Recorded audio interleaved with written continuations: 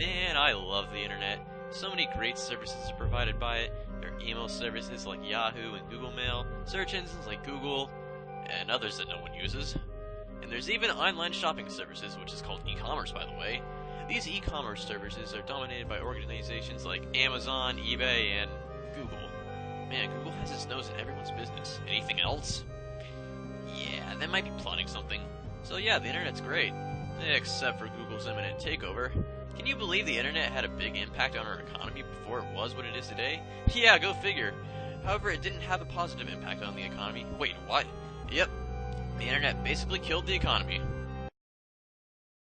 I'd like to make a deposit. Get down on the ground!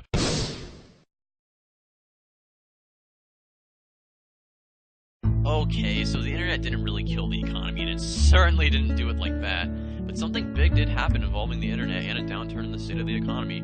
This event is known as the dot-com collapse. It is actually a pretty essential part of American history within the past few decades. Not essential enough to have its own section in the textbook, though. But yeah, dot-com collapse. What was it? What did it cause? Who did it affect? Was anyone able to thrive in this turmoil? All good questions and some needed discussions to be had. I think I've rambled on with this introductory stuff for long enough. It's time to take a peek into history and discover the dot-com collapse.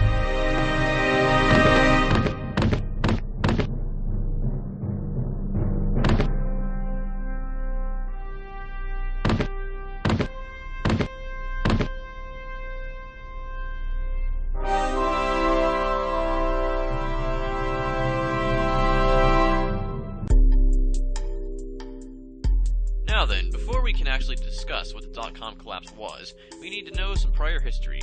The American economy started booming after the Cold War ended, except for a brief recession in 1992.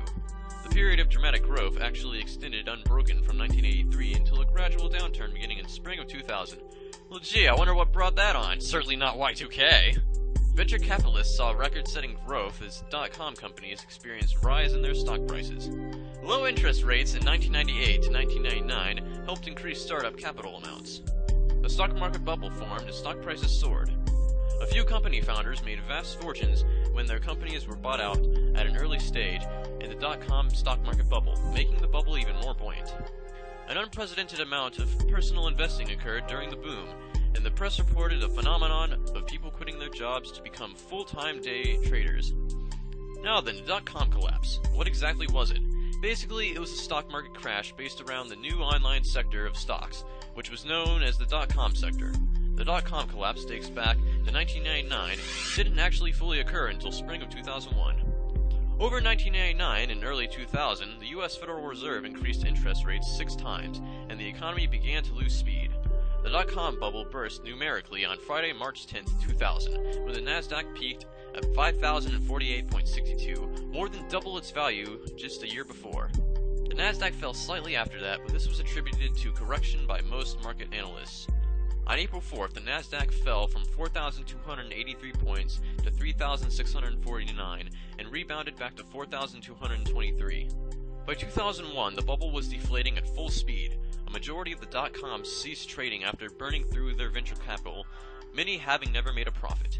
These failed dot-coms were often referred to by investors as dot-bombs. Now then, in April 2001, there was a sudden and disastrous collapse of the dot-com sector of the economy. This sector was made up of startup companies and new, profitable business making use of the internet. At first, the bursting of the tech bubble seemed to have a few effects on the larger economy.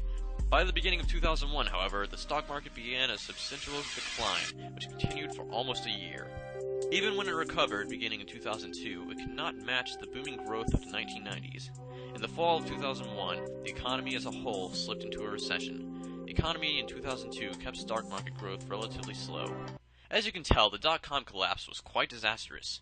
Many dot-coms ran out of capital and were acquired or liquidated. The domain names were picked up by old economy competitors or domain name investors.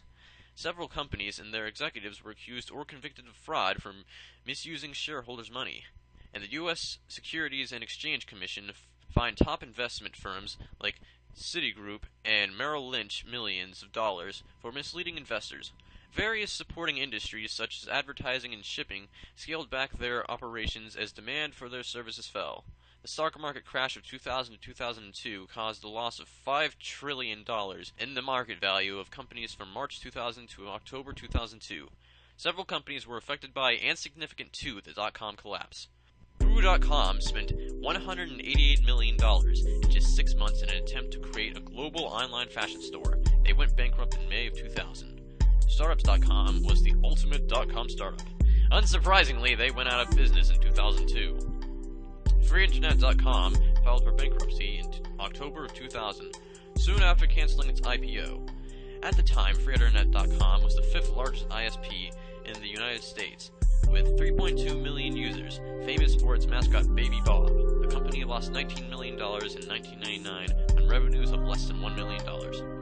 GeoCities was purchased by Yahoo for $3.57 billion in January of 1999. Yahoo later closed GeoCities on October 26, 2009. GovWorks.com was a Dune.com featured in the documentary film Startup.com. I haven't seen this film, but Internet Movie Database gives it a 7.0, so it has to be decent. I doubt GovWorks had a good outcome if it's described as doomed. Pets.com was a former .com enterprise that sold pet supplies to retail customers before entering bankruptcy in 2000. Open.com was a big software security producer, reseller, and distributor. It declared bankruptcy in 2001. InfoSpace had its stock reach a price of $1,305 per share in March of 2000, but by April of 2001, its price had crashed down to $22 a share. LastMinute.com's IPO in the UK coincided with bursting of the bubble. The Learning Company, bought by Mattel in 1999 for $3.5 billion, sold for $27.3 million in 2000. ThinkTools AG, one of the most extreme symptoms of the bubble in Europe, the market valuation of CHF was $2.5 billion in March of 2000. No prospects of having a substantial product, followed by a collapse. Webvan, an online grocer that operated on a credit and delivery system, the original company went bankrupt in 2001. It was later resurrected by Amazon. WorldCom, a long-distance telephone and internet service provider that became notorious for using fraudulent accounting practices to increase their stock price. The company filed for bankruptcy in 2002, and former CEO Bernard Evers was convicted of fraud and conspiracy. Broadcast.com was acquired by Yahoo for $5.9 billion in stock, making Mark Cuban a multi-billionaire. The site is now defunct and redirects to Yahoo's homepage. MicroStrategy, whose shares lost more than half their value on March 20th, 2000, following their announcement of restated financials for the previous 2 years. A Business Week editorial said at the time, "The company's misfortune is a wake-up call to all dot-com investors." The message: it's time, at last, to pay attention to the numbers. The majority of these businesses either went bankrupt or were bought out and disappeared into obscurity. Sounds horrible, right? Well, despite all the businesses going bankrupt and all the economic turmoil, the dot-com collapse wasn't a complete disaster. More in-depth analysis shows that 90% of the dot-com's companies survived through 2004.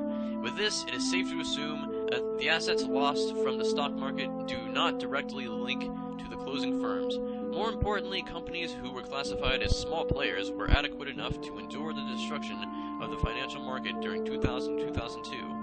A few large dot-com companies, such as Amazon and eBay, survived the turmoil and appear assured of long-term survival. And yes, even Google has its play in here, unsurprisingly becoming an industry-dominating mega-firm. Several companies went out of business, but some big companies thrived and some small companies lived through it. One company that survived, which I'm sure is near and dear to our hearts, is Newgrounds, a flash movie and game site created by Tom Fulp in 1995. In 2001, Newgrounds was becoming more popular and thriving. Then the internet bubble burst. Tom Fulp recalls watching almost every major entertainment site go out of business while struggling to keep his own site afloat. Ad companies defaulted on payments, and things got really tight. Though things seemed bleak, Newgrounds survived through the dot-com collapse and is now one of the leading flash websites around. So yes, several businesses were destroyed, but for the companies that did survive, they ended up even better than when they started. Does that sound disastrous? I think not.